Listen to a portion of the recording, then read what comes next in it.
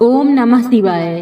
प्रिय भक्तजनों, आज मैं आपको भगवान शिव जी की एक कथा का श्रवण करा रही हूँ, जिसके माध्यम से आप जानेंगे कि जिसका दिल साफ हो उसका साथ भाग्य अवश्य देता है। अगर आप यह प्रेरणादायक कथा सुन रहे हैं तो पूरा सुने, इसे आधा अधूरा छोड़कर जाने की गलती ना करें। इस पवित्र कथा के माध्यम से आप भगवान शिव से नई सीख प्राप्त करेंगे, इसलिए इस पवित्र कथा को पूर्ण भाव और निष्ठा के साथ सुने और भगवान शिव का आशीर्वाद प्राप्त करें। तो चलिए कथा को प्रारंभ करते हैं। भगवान शिव माता पार्वती से कहते हैं, जिस इंसान का दिल साफ हो उसका साथ भाग्य अवश्य देता है। फिर माता पार्वती कहती हैं, हे देवों के देव महादेव, इंसान का दिल साफ हो इसका क्या मतलब? फिर भगवान शिव कहते हैं, हे देवी, आज मैं एक कहानी के माध्यम से बताने जा रहा हूँ कि जिस इंसान का दिल साफ हो उसका साथ भाग्य क्यों देता है। इसलिए इस कहानी को अंत तक सुने और देखें। तो चलिए कहानी प्रारंभ करते हैं। मिर्जापुर गांव में गरीब मंगू कड़ाके की धूप में खेत में काम कर रहा था। तभी उस खेत का मालिक हीरालाल वहां आता है और उससे कहता है, अबे कलयुग के गरीब इंसान, आज पूरे खेत की जुताई हो जानी चाहिए, वरना मार मार कर तेरी चमड़ी लाल कर दूंगा। मंगू कहता है, जी मालिक। हीरालाल मिर्जापुर गांव का सबसे अमीर आदमी है और मंगू सालों से हीरालाल के खेत में मजदूरी का काम करता रहा है। हीरालाल बड़ा ही जालिम किस्म का इंसान था। एक दिन मंगू दिन भर मजदूरी करने के बाद थका हारा अपने घर आता है और अपनी पत्नी से कहता है, सुखिया, खाना बना कि नहीं? आज तो बहुत जोरों की भूख लगी है। उसकी पत्नी कहती है, हाँ जी, आज तो आप हजारों रुपए कमा के ही आए हो ना, जो आपको इतनी भूख लगी है। वह कहता है, आते ही शुरू हो गई। सारा दिन खेत में कड़ी मेहनत करो और शाम को घर आओ तो तुम्हारी बातें सुननी पड़ती हैं। उसकी पत्नी कहती है, घर में जवान बेटियां हैं और आप बस एक ही काम पर अड़े हो। अरे रोज 100 रुपए कमाने से घर नहीं चलता है। महंगाई के इस दौर में कोई दूसरा काम भी कीजिए ना, जिससे आप ज्यादा पैसे कमा सके। मंगू कहता है, सुखिया, यह खेत की मजदूरी का काम भी मुझे बड़ी मुश्किल से मिला है। अपने गांव में करने के लिए कोई दूसरा काम है ही नहीं।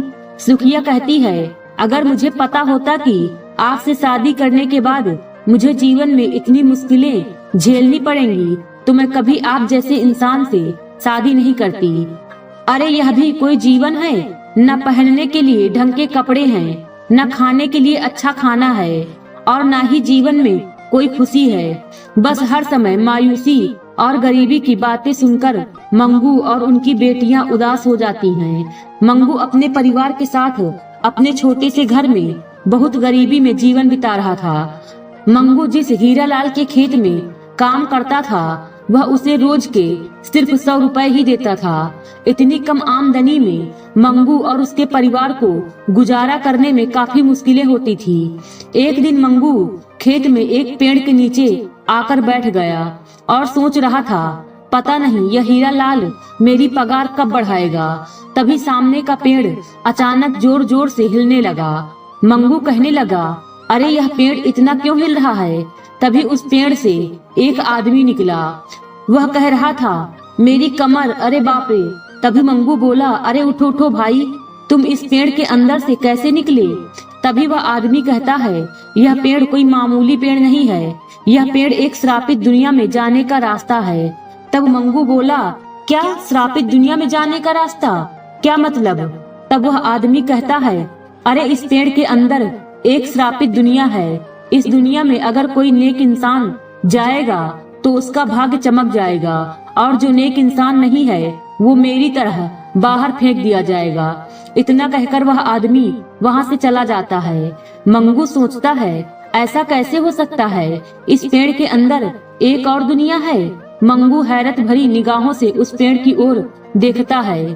पेड़ के नीचे वाले हिस्से पर लिखा था कि अगर धन पाना हो और अपनी किस्मत को चमकाना हो तो आकर इस दुनिया की एक पहेली सुलझाओ। यह पढ़कर मंगू दंग रह जाता है और सोचता है, इस पेड़ पर कौन सी पहेली सुलझाने की बात लिखी है। क्या करूं? क्या मैं इस दुनिया में जाऊं? अगर मैं उस पहेली को सुलझा दूंगा तो मेरी सारी गरीबी और परेशानी दूर हो जाएगी। मंगू बड़ा ही भोला भाला और नेक दिल का इंसान था। अब अपने परिवार के हालात और अपनी गरीबी दूर करने की सोचकर मंगू बेखौफ उस पेड़ के अंदर घुस जाता है, जहाँ से काफी तेज रोशनी आ रही थी। तभी मंगू सीधे एक श्रापित सी दुनिया में पहुंच जाता है। उस दुनिया में घर उल्टे बने हुए थे और वहाँ के इंसानों के चेहरे बहुत ही भयानक जानवर और पक्षियों की तरह थे। वहाँ की हर चीज उल्टी और टेढ़ी थी। यह सब देखकर मंगू के होश उड़ जाते हैं। यह कैसी अजीब सी दुनिया है और यहाँ के इंसानों की शक्ल जानवरों और पक्षियों की तरह क्यों है। तभी पक्षियों की शक्ल वाले दो अजीब से आदमी मंगू के पास आते हैं। कौन हो तुम और इस दुनिया में कैसे आए? मंगू जवाब देता है, मेरा नाम मंगू है। मैं इस पेड़ के अंदर से इस दुनिया में आया हूँ, पर यह दुनिया ऐसी क्यों है? यहाँ के सारे घर पेड़ और आप सबके चेहरे पक्षी और जानवरों की तरह क्यों हैं? तभी वह आदमी कहते हैं, लगता है तुम्हें हमारे राजा के पास पेश करना होगा। यह कहते हुए वह मंगू को तलवार की नोक पर श्रापित दुनिया के एक बड़े से महल के अंदर ले आते हैं। वहाँ कई सारे पक्षी और जानवर की शक्लों वाले इंसान थे और सामने कुर्सी पर एक राजा बैठा हुआ था। उस राजा के शरीर पर काफी बड़े बड़े बाल थे और उसके कान भी काफी बड़े थे। वह दिखने में बहुत ही डरावना लगता था। यह सब देखकर मंगू की आंखें चकराने लगती हैं। यह सब क्या है? यह दुनिया ऐसी अजीब सी क्यों है? राजा बोलता है, मंगू मैं यहाँ का राजा हूँ। पहले हमारा यह नगर काफी सुंदर था और हम सब तुम्हारी तरह आम इंसान थे और मजे से अपना जीवन बिता रहे थे। उन दिनों मैं अपने नगर का राजा था। तभी एक दिन हमारे नगर में एक बाबा आए। वह बाबा हमारे नगर में घूम रहे थे। तभी हमारे नगर का एक कालू नाम का शराबी आदमी, जो शराब के नशे में एक जानवर का शिकार कर रहा था, तब बाबा ने कालू को शिकार करने से मना किया, मगर कालू ने नशे की हालत में बाबा की एक नहीं सुनी और बाबा को बेरहमी से धक्का देकर नीचे गिरा दिया। मैं नगर का राजा था, इसलिए बाबा कालू की शिकायत लेकर मेरे पास आए थे, मगर कालू मेरे नगर का निवासी था, इसीलिए मैंने बाबा के बजाय कालू का साथ दिया और बाबा को बहुत जलील करके अपने नगर से बाहर निकाल दिया। पर हमें नहीं पता था कि वह बाबा बड़े ही आत्मज्ञानी थे।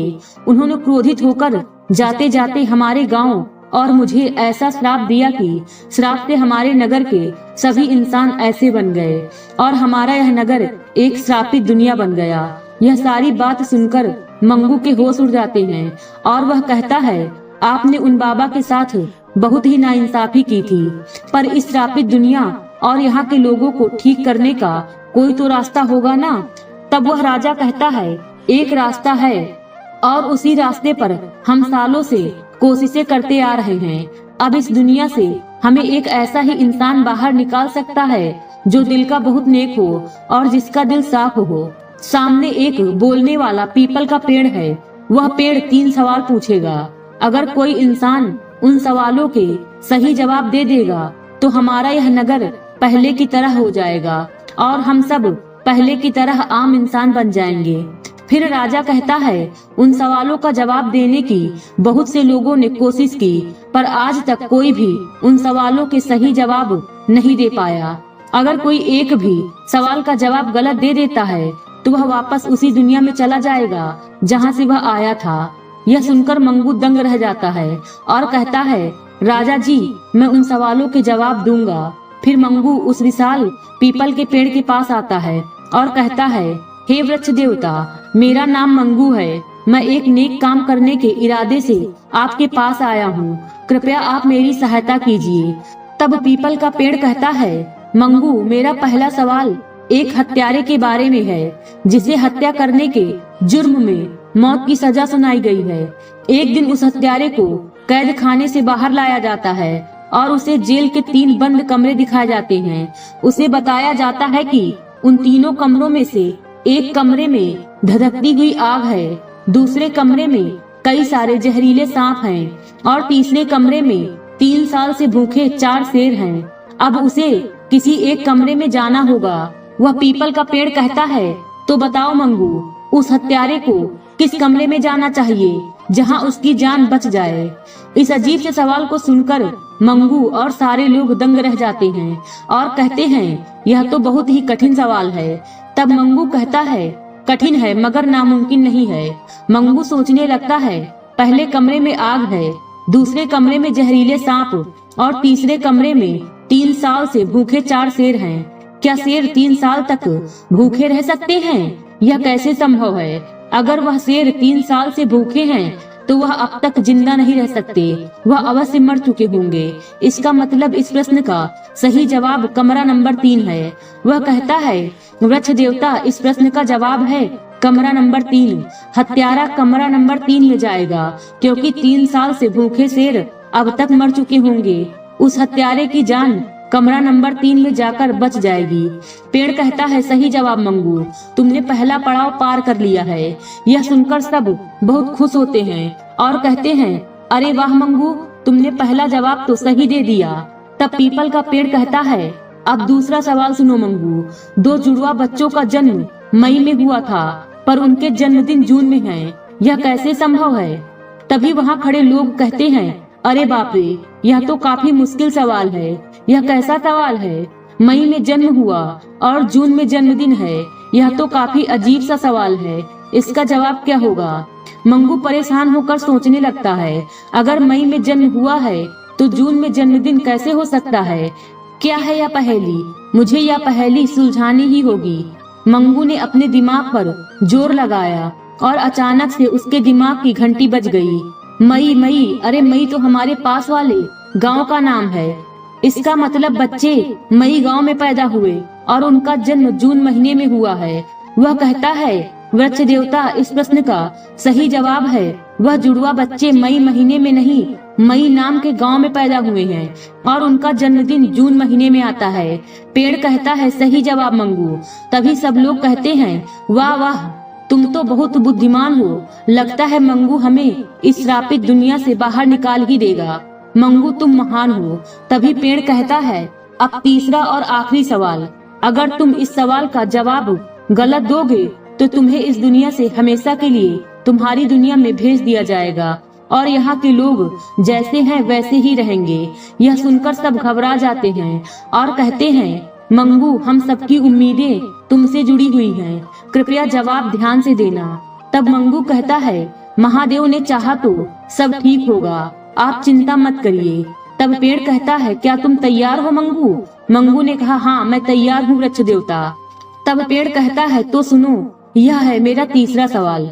एक आदमी 1965 में पैदा हुआ और 1965 में ही उसकी मृत्यु हो गई, लेकिन मरते समय उसकी उम्र 50 साल थी। बताओ मंगू, ऐसा कैसे हो सकता है? यह सुनकर मंगू और सब फिर से हैरत में पड़ जाते हैं और कहते हैं, यह तो सच में काफी कठिन सवाल है। क्या मंगू इसका उत्तर दे पाएगा? अगर मंगू इसका उत्तर नहीं दे पाया तो हम सब लोग ऐसे के ऐसे ही रह जाएंगे। हे महादेव, हमारी मदद करना। सारे लोग मुंह लटकाए मंगू से उम्मीदें लगाए बैठे थे और मंगू सबकी आस को पूरी करने की जी तोड़ कोशिश कर रहा था। काफी समय तक मंगू सोचता रहा पर उसे उस सवाल का जवाब नहीं आ रहा था। क्या करूं, क्या होगा इस सवाल का जवाब? तभी मंगू को अपने बचपन की बात याद आती है। बचपन में वह एक दिन अपनी दादी के साथ बैठा था। दादी ने मंगू से एक पहेली पूछी। एक आदमी 1965 में पैदा हुआ था और 1965 में ही उसकी मौत हो गई थी, पर उसकी उम्र 50 साल की थी। बताओ यह कैसे हो सकता है? मंगू ने कहा, दादी यह हो ही नहीं सकता। तब दादी कहती हैं, जरा दिमाग पर जोर लगाओ, जवाब अवश्य मिल जाएगा। मंगू ने कहा, दादी मैं तो अभी बच्चा हूँ, इसका जवाब आप ही बताइए। दादी ने मुस्कुराते हुए कहा, उस आदमी का जन्म 1965 में हुआ था और उसकी मृत्यु जिस हॉस्पिटल में हुई उसका कमरा नंबर 1965 था। मतलब कि उसका जन्म 1965 में हुआ और उसकी मृत्यु भी 1965 नंबर के कमरे में ही हुई थी और जब वह मरा तब उसकी उम्र 50 साल की थी। तब मंगू कहता है, दादी आप तो बहुत बुद्धिमान हैं। दादी माँ से सुनी हुई पहेली को याद करते हुए मंगू वही जवाब पेड़ को देता है। मंगू का जवाब सुनकर पेड़ बहुत खुश हो जाता है और कहता है, सही जवाब मंगू, मैं तुमसे बहुत खुश हूँ। फिर पेड़ एक चमकती हुई तेज रोशनी निकालता है जो पूरे इलाके में फैल जाती है। तभी सबकी आंखें बंद हो जाती हैं। कुछ देर बाद जब सब अपनी आंखें खोलते हैं तो सारे नगर वाले पहले की तरह इंसान बन चुके होते हैं और नगर के घर पहले की तरह सीधे हो चुके होते हैं। यह देखकर राजा और सभी नगर वाले खुश हो जाते हैं और कहते हैं, मंगू, तुम सच में एक नेक इंसान हो। आज तुमने हमें बहुत बड़ी मुसीबत से बाहर निकाल दिया है। हम तुम्हारे जीवन भर आभारी रहेंगे। फिर नगर वाले और राजा खुश होकर मंगू को सोना, चांदी, खजाना और करोड़ों रुपए देते हैं। फिर मंगू वह सब लेकर अपने घर आ जाता है और अपने परिवार को सारी बातें बताता है। कुछ समय बाद मंगू सारा धन लेकर शहर चला जाता है और अपनी बेटियों की शादी धूमधाम से करवाता है। फिर वह अपनी पत्नी के साथ अपने नए महल में जाकर खुशी खुशी अपना जीवन बिताने लगा। महादेव कहते हैं, गरीबी ही हमें ये सिखा सकती है कि गरीबों के साथ हमारा व्यवहार कैसा होना चाहिए। हमें एक दूसरे से प्रेम करना चाहिए, ना कि समस्त संसार से, क्योंकि यदि हम एक दूसरे से प्रेम करने लगते हैं तो समस्त संसार इसमें समा जाता है। आप जहाँ भी जाएं, सिर्फ प्यार ही फैलाएं। जो भी आपके पास आए वह और भी ज्यादा खुश होकर लौटे। सही मायने में जीवन वो है जिसका हर क्षण हम दूसरों के लिए जीते हैं।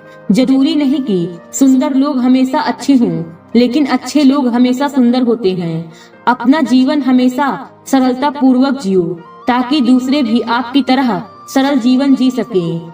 यदि आप 100 लोगों को खाना नहीं दे सकते तो कम से कम एक को जरूर खिलाएं। जब हम एक दूसरे से मुस्कुराहट के साथ मिलते हैं तो सही मायने में वही प्रेम की शुरुआत होती है।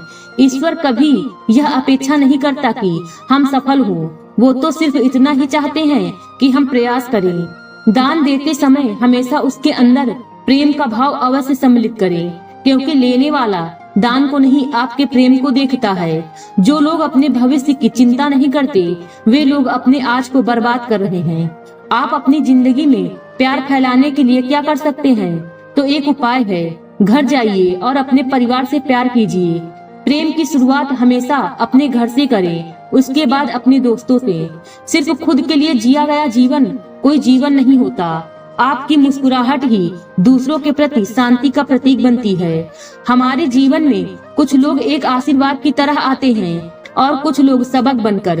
हर छोटी से छोटी चीज में भी ईमानदार रहिए, क्योंकि इसी में आपकी शक्ति निर्भर करती है। हमेशा शांति का मार्ग चुने, क्योंकि शांति ही आपकी सफलता का प्रतीक है।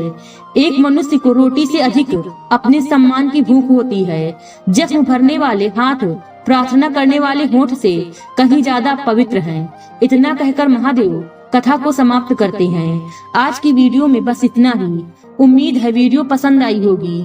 इस वीडियो में बोलते समय कोई त्रुटि हुई हो तो क्षमा करें। वीडियो पसंद आई हो तो वीडियो को लाइक और शेयर करें और चैनल को सब्सक्राइब कर दें और कमेंट बॉक्स में हर हर महादेव लिखना बिल्कुल न भूलें। मिलते हैं अगले वीडियो में। खुश रहिए और खुशियाँ बांटते रहिए। हर हर महादेव।